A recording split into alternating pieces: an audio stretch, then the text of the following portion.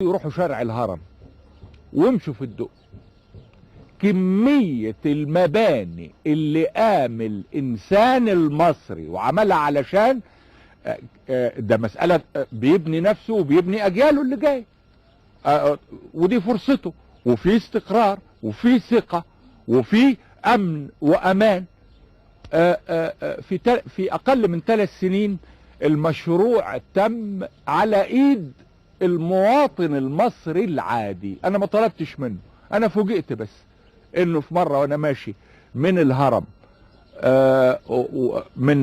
من مصر الجديدة وعبرت القاهرة لغاية الهرم، لقيت كمية مباني لا تقل أبدا عن 2 مليار جنيه بتتبني. الله، جم منين ال 2 مليار دول؟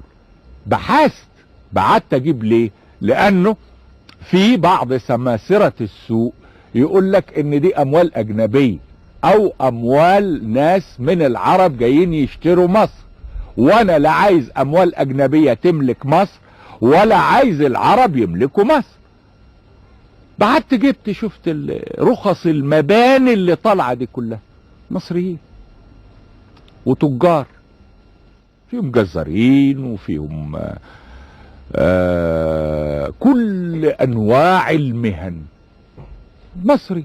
هم 2 مليار جنيه خلصوا لنا الخطة بتاعت 10 سنوات في اقل من 3 سنوات، لانه كل واحد عايز يطلع بسرعة وعايز يكسب، وانا بيهمني انه يكسب عشان اخد منه حق الدولة واصرف على غير القادر او أأمن غير القادر.